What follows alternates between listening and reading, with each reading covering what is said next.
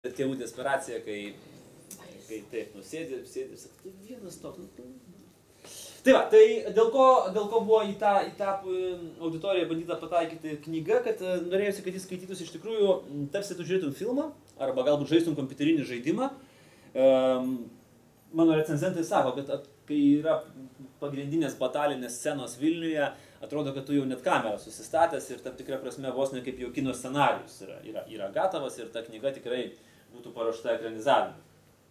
Ir tai galbūt galėtų būti tam tikra prasme šiek tiek kitoks požiūris jaunesniam žmogui į lietuvių literatūrą, jeigu jis per lietuvių literatūros pamokas privaloma tvarka turi skaityti Žemaitę, Cvirką, Biliūną, Krėvę ir kitus lietuvių rašytojus.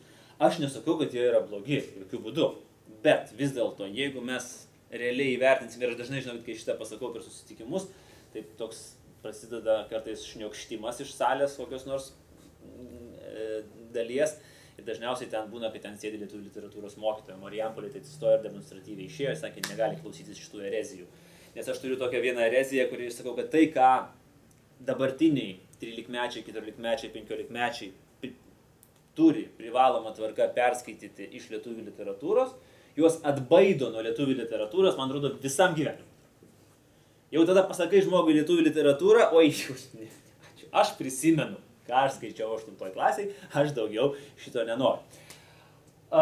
Na, čia nieko nepadarysi, kanonai yra kanonai, turbūt programinė literatūra yra tokia, bet, sakau, dabartiniams 14-mečiams, 15-mečiams, kurie gyvena visai kitame pasaulyje, Facebooko, Twitterio, Minecrafto, kompiuterinių žaidimų pasaulyje, bandyti teikti, kad Žemaitės Marti ar Vingių Jonas yra tai, kas jiems praplės jų ir bus žiauriai įdomu, na, labai sunku. Galbūt štai šita knyga galbūt ir gali būti kaip atsvara, kaip pramoga, kuri nereikalauja labai didelio tokio dvasinės kančios skaitant.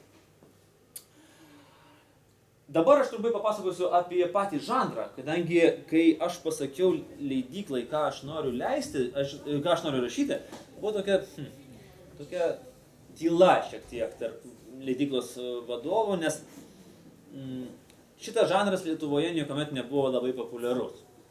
O žanras, kurį aš norėjau rašyti, yra nepopuliaraus žanro požanris. Taip sakant, lyg ir tokia specifika, kad Lietuvoje turėtų būti teoriškai 7 žmonės, kurie to domisi. Ir dėl to leidyklai buvo šiek tiek neramu, kad, po to jie man prisipažino, kad buvo smarkiai neramu, kad net ir didelis vardas ir pavardė ant viršelio gali neištempti, jeigu yra požanris, apie kurį žmonės net negirdėjo. Tai dabar aš apie tą požanrį trumpai ir papasakosiu.